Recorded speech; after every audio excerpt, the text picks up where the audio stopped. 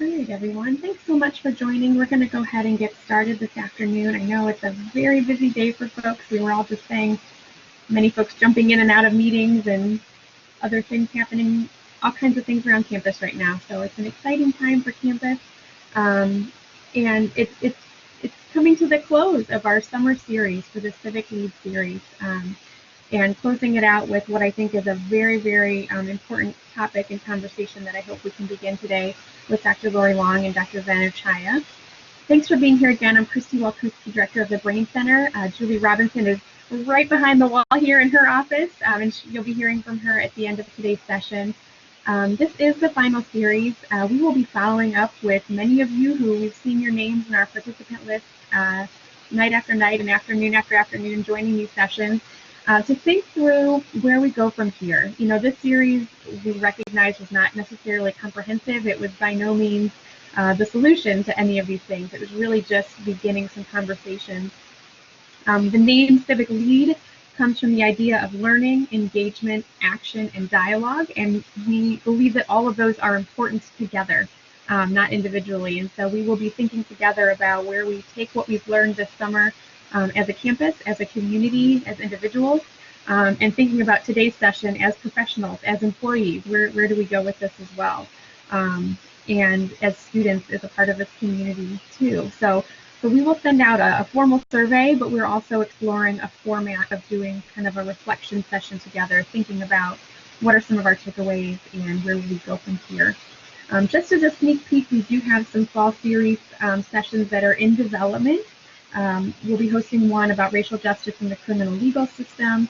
We'll be hosting one in partnership with the Fair Housing Center, and a great one in collaboration with our Jack is Engaged team working on things related to advocacy and skill building about how to reach out to legislators, things like that. So stay tuned, and more information about that to come in the next few weeks. So I'm thrilled to invite Dr. Lori Long and Dr. Ochaya here with us today to close out the summer series. And I'm so sorry, my sheet with my bios just shut down my computer. So I'm so sorry. It doesn't look like it's opening up either. But in strange fashion, maybe we'll share your bios at the end of the session. I'm so sorry. Technology never fails. But Dr. Lori Long and Dr. Ochaya from the School of Business, I think most of us probably know your great work, but we will be sure to do a formal introduction to you. But I'm going to go ahead and turn it over so that we don't waste anybody's time here. So thank you so much.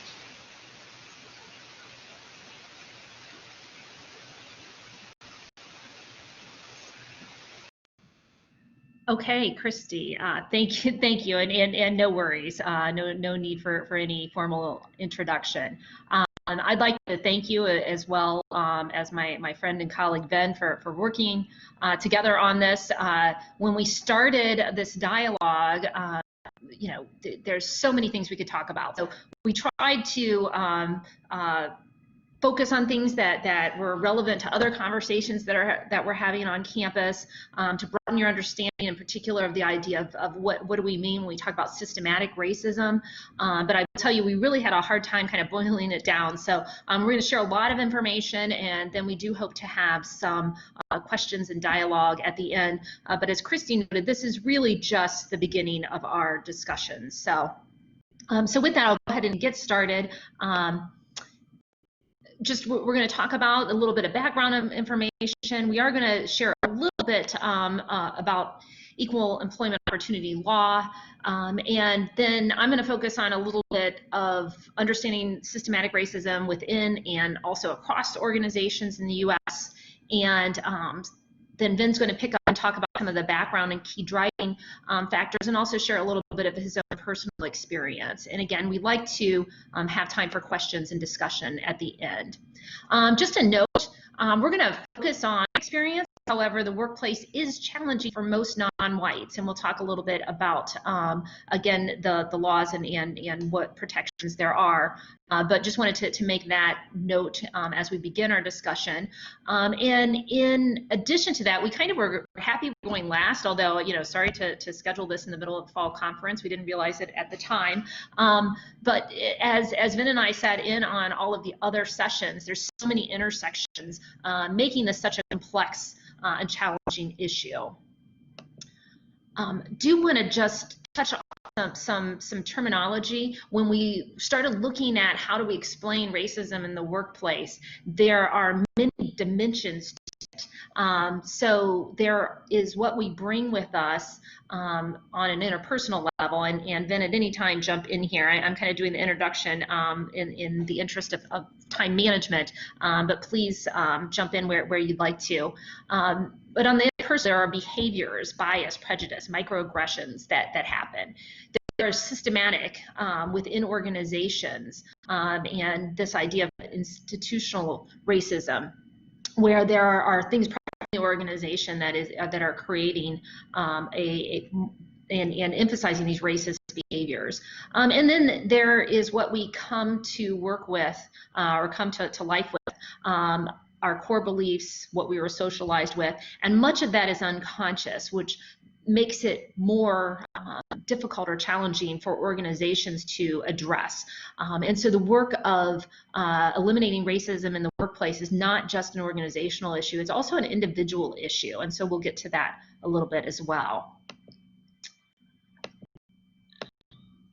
Oops, jumping ahead. But first, wanted to again emphasize, and if anyone joining us today have not watched the previous series, we really recommend it, because when we talk about things going on in the housing market and health and education have a direct impact on what happens in the workplace. So we feel that this is very much tied to previous discussions. Another found this visual, and in our discussions about talking about what to do about racism in the workplace, one of the things that is really clear is there are things that we know are bad, and people have a difficult time talking about race in the workplace because we assume that anything we say or do that is directed or noted as being racist is classified in this avert white supremacy, socially unacceptable. But there are all these things that are socially acceptable that happen in the workplace that are creating most of our problems.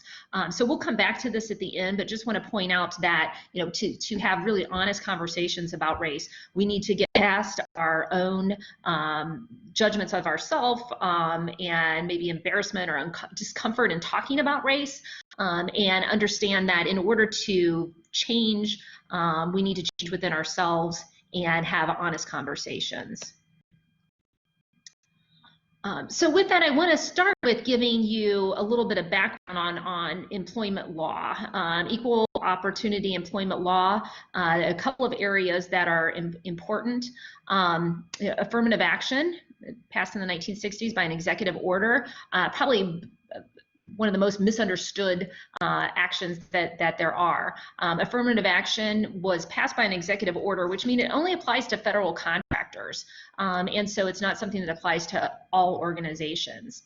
In addition to that, affirmative action does not require any kind of quota system. It's really something that organizations should be doing anyways. And that is a two-step process of a utilization analysis, which is a process of looking at the diversity of your organization and how representative it is of the relevant population, and then coming up with a written plan on how you address any discrepancies.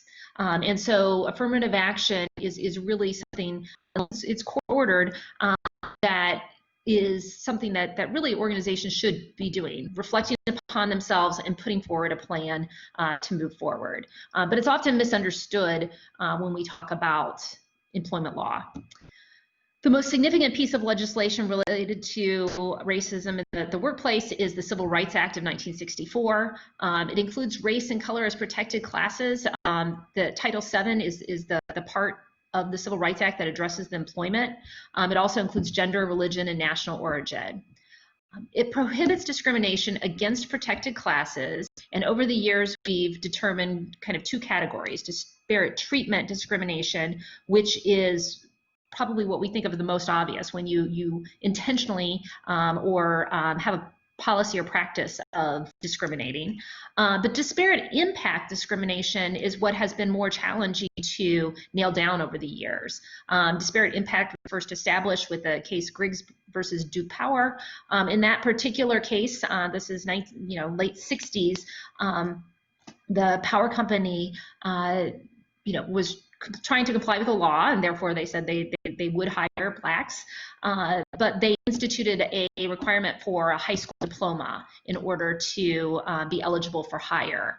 And by making that requirement, they precluded the hiring a lot of blacks in that community at that time. So upon further investigation, they determined having a high school diploma was not really essential to be able to do the job, and therefore this established this idea of disparate impact discrimination, which we can define as a seemingly neutral requirement for a job that results in the different treatment of different protected classes. Another area that is covered under the Civil Rights Act is racial harassment. Racial harassment follows the body of law of sexual harassment, and is something that is covered under the law. However, even though this law was passed in the 1960s, here in 2019, we still have thousands and thousands of race and color claims in the United States. And so I want to talk a little bit about that. So we've got a law, but it's not necessarily effective. And so that's what I want to spend a few minutes talking about. I also want to mention that in the educational system, we deal with Title IX.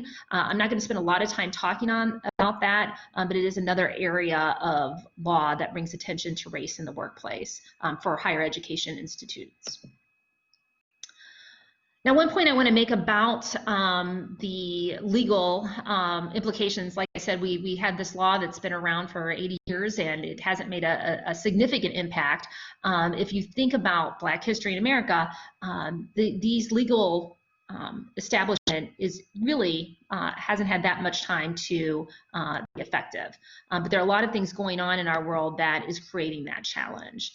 So I want to spend a few minutes talking about race in and across organizations. So first of all, this chart kind of just summarizes different responses to discrimination. But the point I want to make here is that in the workplace is where the perception or the actual happening of most racial discrimination occurs. So knowing that the workplace is such an important area to address relative to discrimination, I want to talk a little bit about what we mean about systematic racism. So historically, there's this historic element. Post-slavery, blacks were placed into primarily occupations of agriculture, domestic, and service industries. And then because of the continuing segregation laws and so forth, those industries were devalued and given a low wage. And what's interesting now, I think, is coming to light during the pandemic. We talk about our essential workers, which fall into these areas. And there have been lots of discussion about why are these industries so low paid when they are so essential, as we're learning, to our economy. Well, it was intentional. These industries were intentionally devalued and low wage because that's where blacks were placed post-slavery. And then in 1938, the Fair Labor Standards Act, which established our laws relating to minimum wage and overtime work and so forth, institutionalized these disparities by making these occupations exempt from the law. So our domestic workers, anybody that's worked as a waitress knows that you don't get minimum wage. These areas in agriculture as well, in the Fair Labor Standards Act, were again intentionally made exempt from the law and made these wage disparities somewhat permanent. In addition to that, the right to work laws, which are laws that are enacted by governments in order to limit the power to unionize, were much more popular in more racially diverse states, further limiting our ability to have equal opportunity. I mentioned that we got the Civil Rights Act. However, the Equal Employment Opportunity Commission that is charged with enforcing that act actually continues to be underfunded, and I'll talk about that in just a moment. And then there's this interaction with all this complexity with other societal factors, housing, education, politics, and so forth, that make it that are the system where racism is really institutionalized. With the EOC, just to give you just a quick snapshot, you can see on the left the U.S. population that's grown over the last 20, 30 years, and the EEOC's budget in response has declined, as have the number of EEOC employees, and there are thousands of cases backlogged, and so our system to address racism from a government perspective is just not effective. In addition to that, we talk about different influences. Right now there are certainly political influences on our ability to change the workplace. This chart here shows the perception of discrimination against certain groups based on political party. And you can see that, on the left, there's a perception by the Democratic Party that racism is increasing over the last 6 or 7 years against blacks. There's a belief, though, if you look on the far right, against whites, while the Democratic, the blue line, sees a decrease in, or feels there's a decrease in discrimination, the Republican Party actually believes that there's more discrimination against whites now. So these political factors, in addition to others, impact our ability to address racism in the workplace. And I also want to talk just a couple minutes about the racism within organizations. So we've got these societal factors that are creating an environment where we still see racism. However, it's within organizations that we still have challenges as well. If you look at the chart at the bottom, you can see that from an entry-level perspective, where we come in as far as whites and men and women of color, and as we go up to more executive levels, the number of white men increase and the number of people of color decrease. About 10% of college graduates right now are black, and only 5 CEOs, the top position in corporations, are black. So there's this entering into the organization in an equal number, and then as we move up the ladder, we're seeing a decline. So why is that? A few reasons. First of all, hiring and promotion are a subjective process, and so back to our hidden biases and internalized racist beliefs. When all of the leaders of an organization are white, it creates an unfair opportunity for those people of color coming into the organization, especially without formalized mentorship or sponsorship to help people move up in the organization. The reality is, in today's world, it's still about personal relationships, and it's just not something that is happening. In addition to that, there is a lack of activity by whites that is anti-racist. I think in one of the earlier discussions, or someplace that recently I was reading about, voting rights, and how some people say that women earned the right to vote, and that's not true. Men granted women the right to vote because they were pressured to do so, but they had the power. Well, that's what's happening in organizations right now. The bulk of executive leadership is white, and therefore it is up to the whites in organizations to problem. However, the problem is often deep within an organization's culture, and a program can't necessarily fix. That's been what we've tried the last 20 years. A lot of organizations have diversity programming, and programs can't fix an organizational culture. They're much deeper issues that need to be addressed more systematically. And just a little bit about that, within the workplace. The chart on the left shows perceptions based on some research of whites and blacks about who is harder working. And you can see on the left that whites consistently believe they're more intelligent and they work harder. So these perceptions are ingrained in the workplace. In addition to that, the chart on the right, some might think that we're making progress with those that are college educated. However, blacks that are college educated report that they see even more racism. So that's just a really quick overview of what's happening in the workplace and how racism has become embedded. I'd like to turn it over to Ben to talk about some of the key factors that are driving it. Okay, thanks. Thanks a lot, Lori. And this has been a journey. I was talking to Christy before everybody jumped on. That the importance of this subject, and certainly the speakers that have gone before us, have done some real justice to this. I do have to confess that this is a very difficult subject for me. Even as we were talking with Lori to kind of try to determine what to present, it did bring up some deep, hidden emotions that I thought I had gone past in just reliving, some of the things that I've gone through, personally myself. And so with that, I almost actually chickened out 3 times, but I kept thinking about leaving Lori on an island. I didn't want to do that to her. So here we are. And before I get going with some of my own insights, I did want to kind of talk about some, context here. To begin with, those who know me know I'm actually foreign born, so I'm African first and American second. I was naturalized. I came here as a 17-year-old to go to college on a basketball scholarship.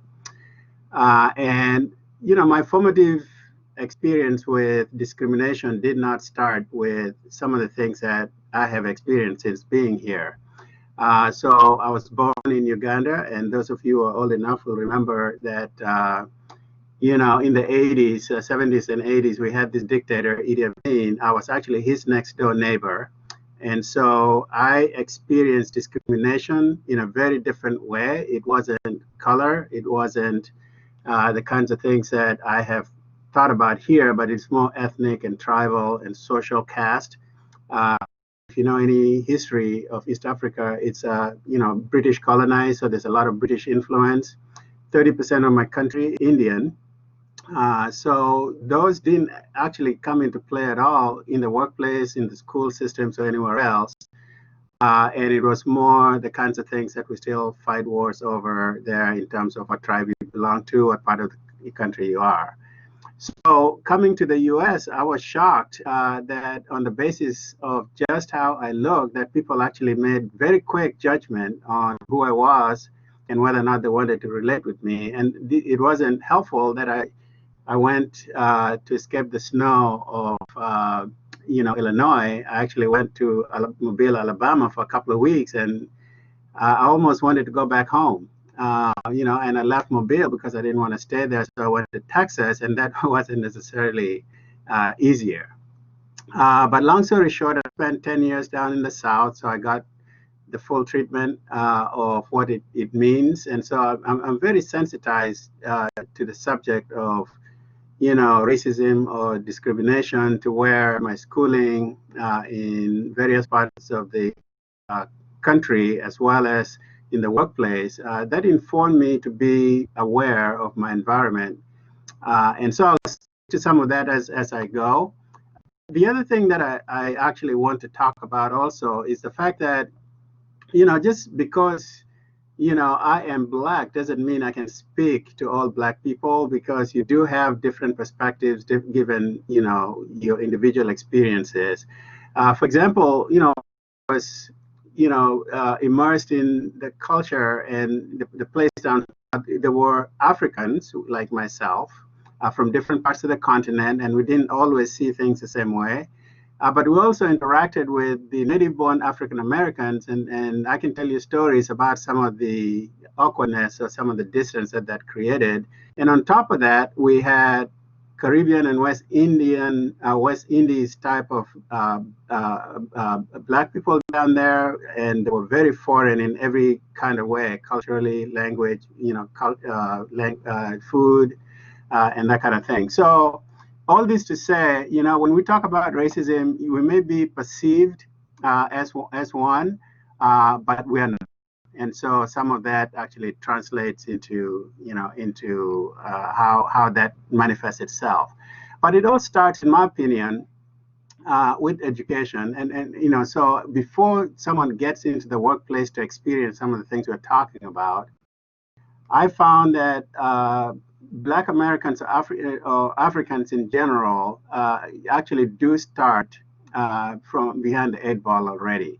So a couple of charts that kind of speaks to that. We have on the left-hand side there where you see how many Black versus white Americans have achieved a college degree by the time they're 25. And historically, the trend has been sort of the same. The difference between, African Americans and whites has been about 10-point difference. But they don't seem to ever be able to catch up. And so that's one on the one hand. On the other hand, the quality of education that is also available has been getting worse in between those two groups. So you can see from the chart, and if you project to 2020, I think this trend is probably continuing where in general, you find that the education Blacks receive doesn't quite match up. And we know, from school districts that is indeed true. Another chart that I found interesting that kind of bolsters and exacerbates the situation is the racial disparity in how students get disciplined. So Black students, for example, are 3 to 4 times more likely than their white peers, to be expelled or face multiple suspensions for all kinds of reasons, not all of them academic. And so that pushes them even further back. And the chart on the right actually says that if you look at intergenerational education mobility, which speaks to, if your parent got a high school degree, the chances of you getting a college degree is what it speaks to. So the Blacks lag every other group except for the Indian, American Indian and Alaska. So that, again, reinforces just the challenges that Black Americans have to go through. And it continues into the workplace. So assuming success, navigating the school educational system, getting into the workplace presents another daunting challenge in that you first have to be admitted through interviews and hiring processes. Well, I believe we have talked about this a couple of times through this series where you see that if you have 2 candidates with the exact same qualifications on paper, but one happens to have an African American sounding name versus a white sounding name, then the disadvantage for the African sounding name is pretty stark. In fact, you can see in the green there, which is the white name, the lowest resume quality still gets called for an interview ahead of the highest qualifying, highest quality candidate who happens to have this Black name. So it is unfair, it seems like, but it is what the situation calls to deal with in terms of having people find the right types of opportunities to go into the workplace. So, okay, they get into the workplace, and now they have another roadblock to deal with in that they don't find enough people that look like them in the workplace. They have navigated an education system, they have successfully joined an organization, but as I said, there are very, very few, Black or African American leaders in organizations, right? If you look at Fortune 500 or Fortune 100 companies, it's less than 1%, CEOs who happen to be Black. In fact, I found it interesting this morning when the Washington football team, used to be the Redskins, hired their first Black general manager, today, but he's also the first Black general manager in the entire NFL, which I find kind of interesting. So there are no role models, there are no mentors, there are no champions, there are no advocates.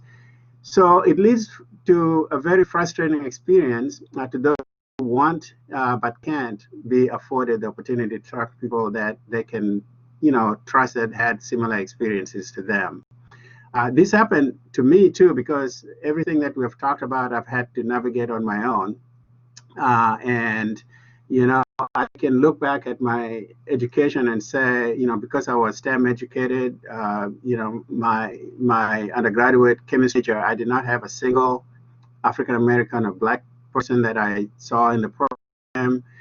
With my master's in chemistry at the University of Texas at El Paso, there wasn't a single one in the entire time I've been there.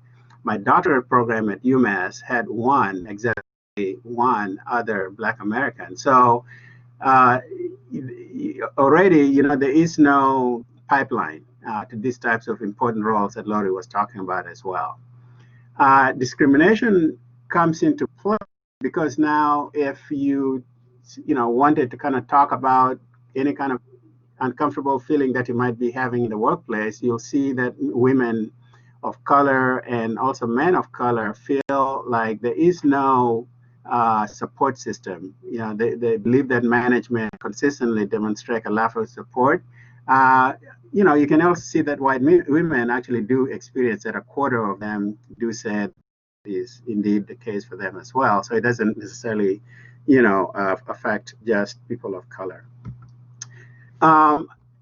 And then in the workplace, the other aspect is the technical qualification that people come in with. So we've already talked about how difficult it is to navigate school in general, but for the technically challenging programs like STEM, we find that the Black STEM workers more likely don't feel the support either. They feel that there's increasing racial and ethnic, challenges for them.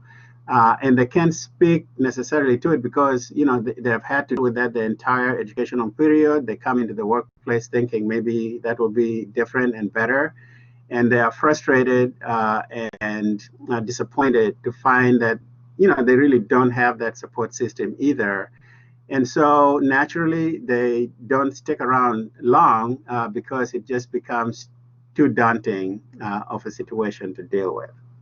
And that sometimes is manifested in terms of if they do feel put upon, who can they talk to and who can they complain to without appearing like they are just, belly aching about something small. So this chart speaks to retaliation and discrimination of one of two kinds. So when somebody reports harassment or workplace discrimination, they get fired.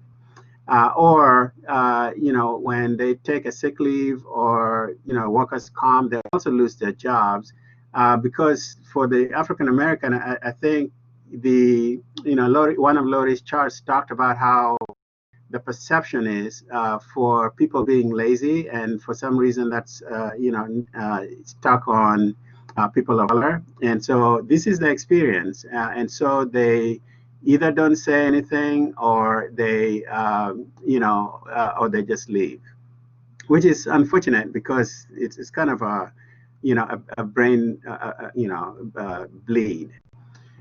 So the thing that they have to balance given that particular situation is that we find that it's really tough to speak up because people do tend to judge you by what you say, and if you complain, then you get tagged as somebody who is not committed and not willing to be there.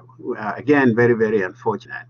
The fear of repercussions, whether it is telling somebody, to go find another job or telling them not to rock the boat, I think that, again, is unfair burden on somebody to bear.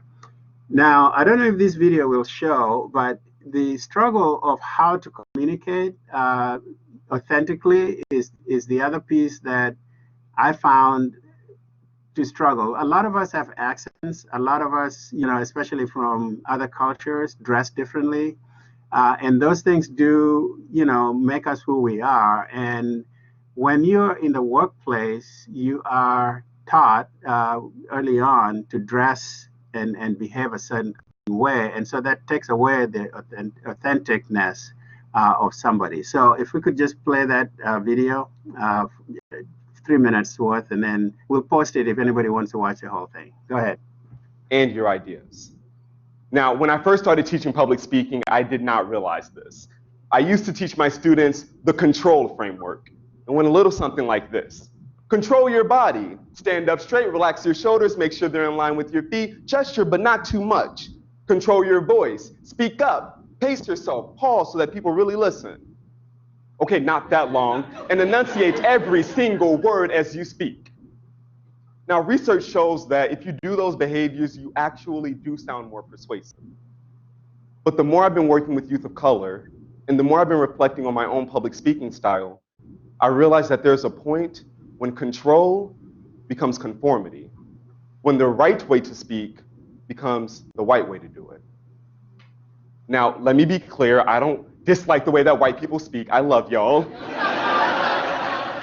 But it saddens me that we have this unstated expectation that to be heard, you have to make yourself palatable to white majority culture. Maybe that means cutting out the Black vernacular you learned at home because it's not professional. Or maybe that means limiting your expressions because you were told you need to tone it down. Or maybe it's cutting your afro, like I did in the 8th grade, because you learned that it's not presentable. These behaviors reflect a concept called respectability politics, when marginalized people present themselves in ways that are pleasing or respectable to those with more privilege. On the one hand, this makes complete sense. Our world favors those who just fit in. And as important as authenticity is, it comes with a risk of being judged, of being ignored, of being silenced. And this is a risk that many people care about, not just people of color. According to a 2014 inclusion report from Deloitte, 83% of lesbian, gay, and bisexual people in the US said they are not fully themselves at work. 66% of women said the same, and so did 44% of straight white men. Many of us feel this pressure to conform, to avoid the risk of exclusion. But conformity comes with a cost. Every time we change how we present, from the words we use to our tone to our presentation, we validate a status quo that does not equally appreciate multiple forms of presentation. We send a message to younger generations that you can be heard so long as you sound, look, and dress more or less like everyone else. The easy answer would be, well, don't conform when you communicate. But it's not that straightforward.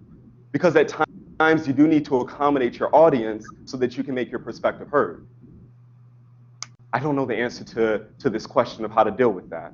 On the one hand, I do want to be authentic. On the other hand, I want to be heard. Even as I'm standing in front of you right now, I'm wondering if the way I'm dressed, the way I'm presenting is really me or just what I think you want me to be. And if I... Okay, thanks. So hopefully you got the gist of a little bit about some of the things that people of color have to deal with in the workplace. And this is not the kind of thing you would think about. I've always, wondered myself, what I would, what would be different if I was white in certain situations, because it seemed like there were certain advantageous situations in that regard. So with that, at the end of the day, there's a bottom line impact to the lives of folks that have to deal with these things. It is almost artificial, but yet it is pervasive. So the economic impact is the one that I want to think about. Given everything we just talked about, you see in this chart that unemployment rates of Black Americans and lags whites. Now, we can track and determine why that is, but it's been remarkably consistent through different economic booms and bursts. It seems like everybody is within 50%. So 2 times unemployment for Blacks versus white, even though it seems like it's narrowing, because around 2019, 2020, the difference is now about 4 or 5%. So maybe that's good news. The other economic impact, which is jarring, is in household wealth of Black and white Americans. So given the fact that they are challenged in the workplace and educationally and socially, you tend to see that the total wealth of the Black population is around 6 trillion is far, far, far smaller and not growing compared to that of the whites. And I do realize there's a lot of factors that go into that. So I believe it was Lisa Green that was talking about the traumatic aspect of these issues that, facing the African Americans. So if you take the criminal justice, the housing, the healthcare, and so I'm going to talk about healthcare and education and employment as we're talking about today, you do tend to see some impact of it in terms of trauma.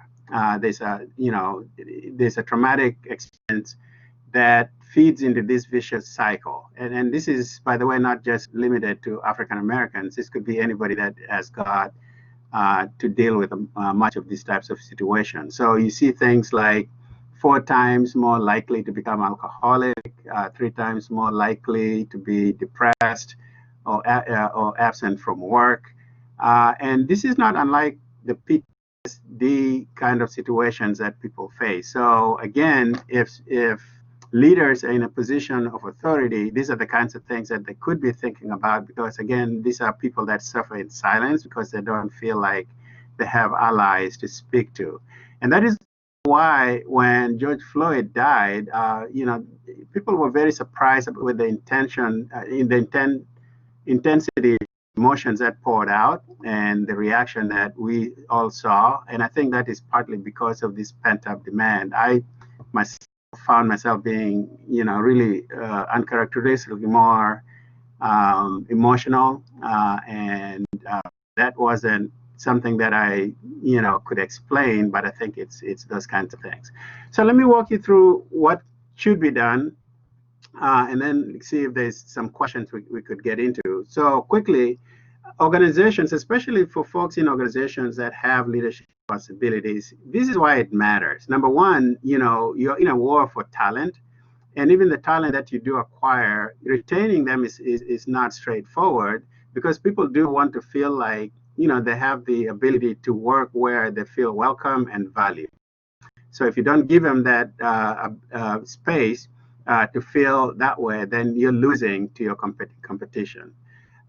We already know that diversity of opinion matters in terms of innovation and creative problem solving. So by default, I think that's one reason you could look to see how you could improve the diversity in your organization.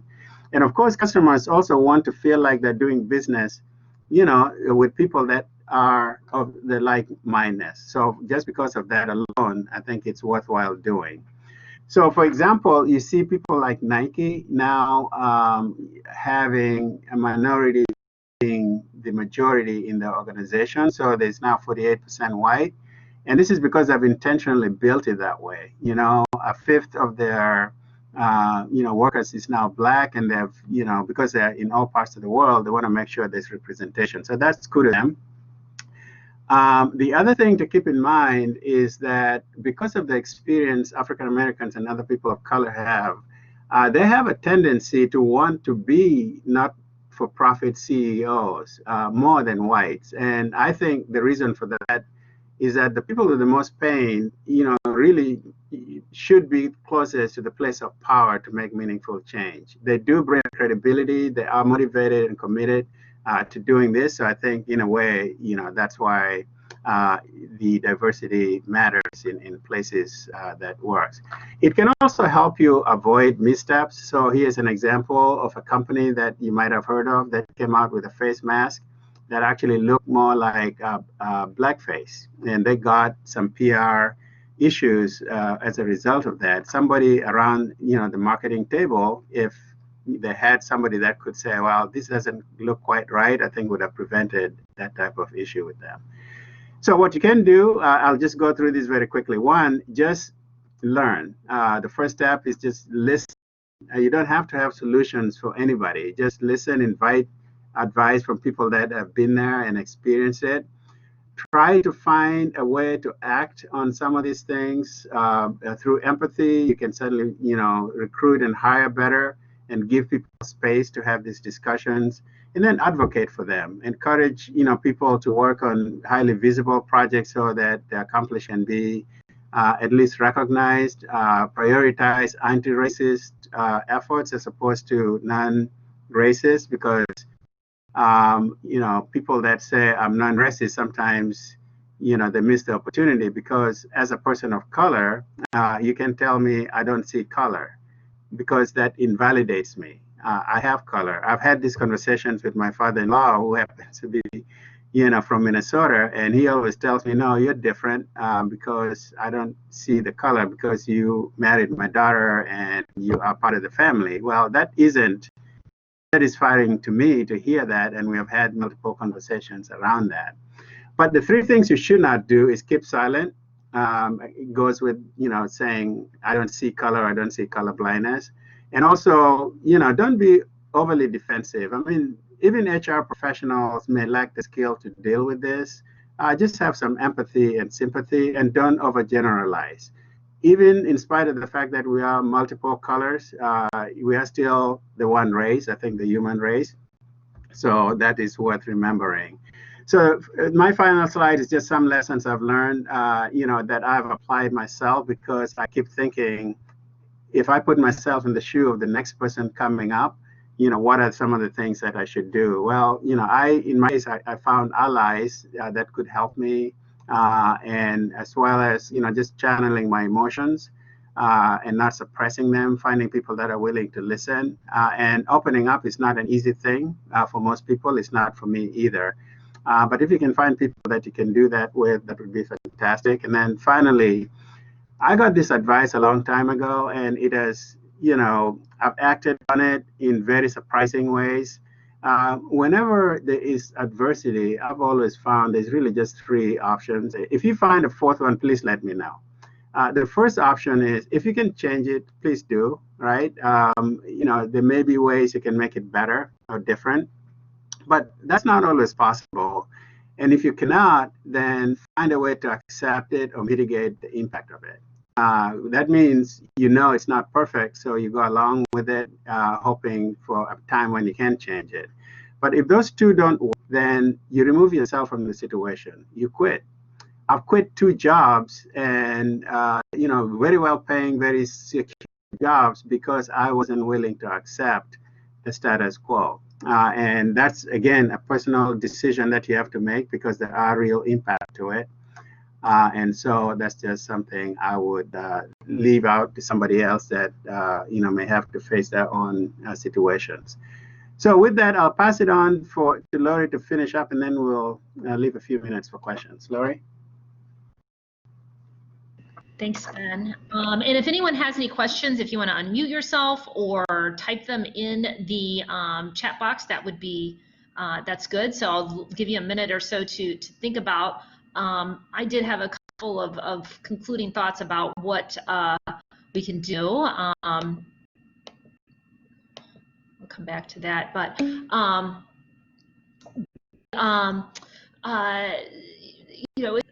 there are societal issues, and then individual and organizational issues. So as a society, the work we're doing here, trying to understand all the different dimensions of racism, is important, and acknowledging that exists.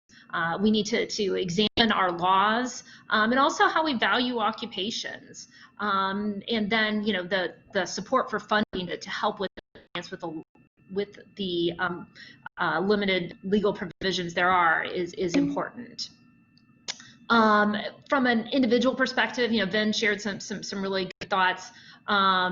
But again, as I mentioned earlier, white voices need to take the lead. You need to be aware of your own behavior, and again, act in an anti-racist way, which means not only being conscious of your own behavior, but speaking when you see things such as microaggressions, other internalized behaviors. Within organizations, thinking about your organizational culture, which is embedded, and at those mentoring sponsorship opportunities. You know, Ben noted how many times he's found himself as the only Black person in the room. You know, if you have leaders in place that reach out and become mentors and sponsors, it can help advocate for those voices. So again, any questions, anything you'd like to discuss? We've got, it looks like about 10 minutes left. Ben, we thought we'd go well over, so we did manage to leave a few minutes if anyone has any questions or anything that you'd like to discuss.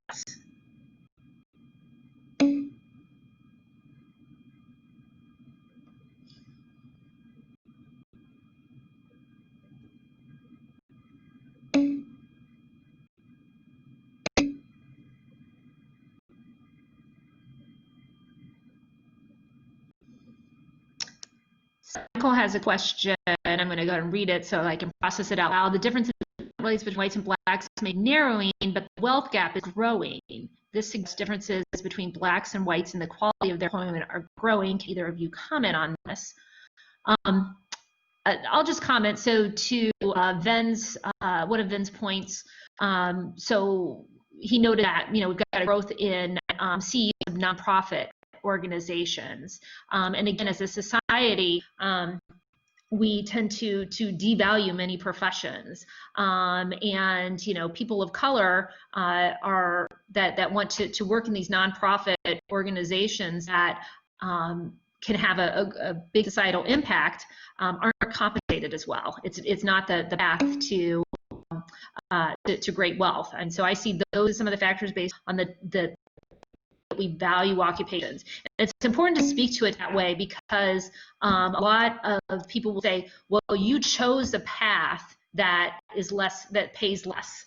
The reality is that as a society, we don't value some of those career paths that have the biggest impact on our world. So Ben, I don't know if there's something that you'd like to talk about.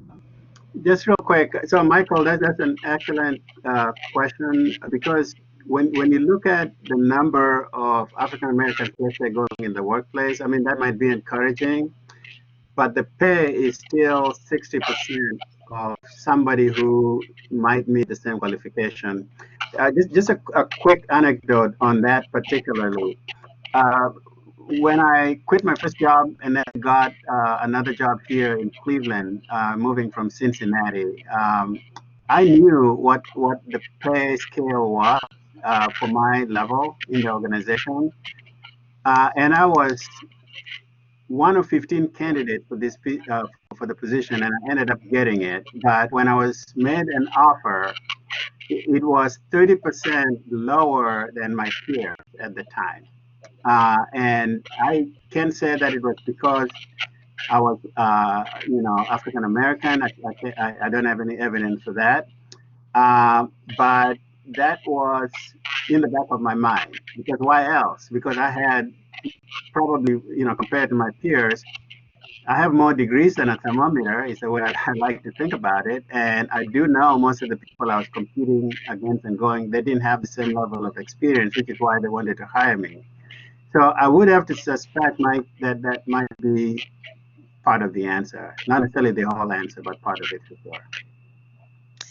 Yeah, and that's a really good point, then. And there is data that shows that, you know, the rates of pay for people of color as well as women tend to be consistently less.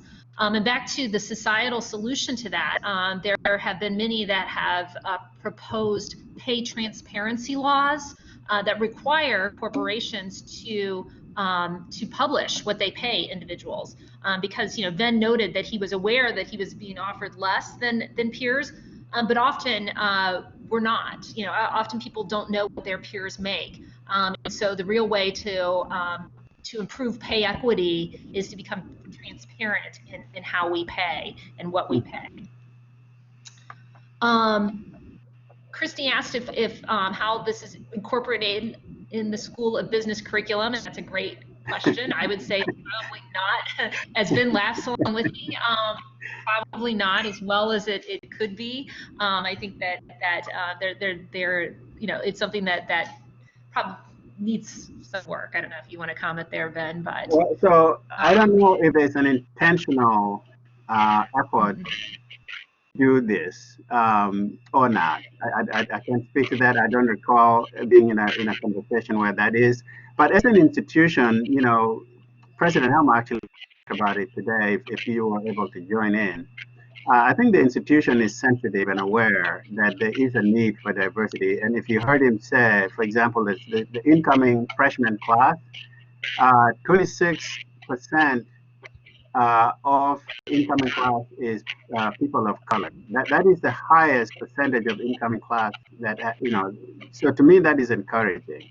But specific to the School of Business, I don't think we've ever had a conversation around it. At least I haven't been a part of that.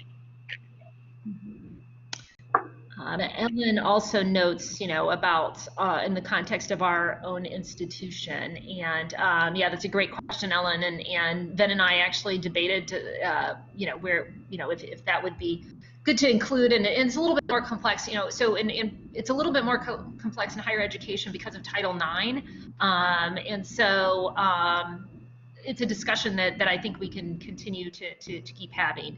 To me, some of the key things in an institution like ours, which President Helmer did note today, is, you know, in our higher practices, how we approach, and I think there's a little bit more we could do on the recruitment side, building our pool of applicants for important roles. And then I think we also need to, what the point I made earlier about the diversity of our leadership team, is look at, you know, who the overall diversity of our key leaders, because again, that's where it starts. I think we're just down to our final minutes, so I don't know if anybody has any other questions. Really, I appreciate everyone listening today, and you know, I stumbled over a few things, and so I appreciate your grace and spending your time with us today. Christy's mentioning the equity task force, which starts here in a few minutes, so I think we'll with that we'll wrap it up. Christy or Julie, any closing comments? Yes, just wanted to say thanks to everyone for attending. Thank you, Ben, for sharing your personal experience. Thanks to both Ben and Lori for a very informative session. We hope that everyone has found this series to be helpful and informative. As we said many times throughout the summer, the series is only a start. We hope that it has prompted greater understanding and some ideas for action. We look forward to hearing from you with any ideas that you may have to continue this conversation and action around racial justice. And we hope that you will join us for our fall series. So thanks again, everyone, and enjoy fall conference. Thank you.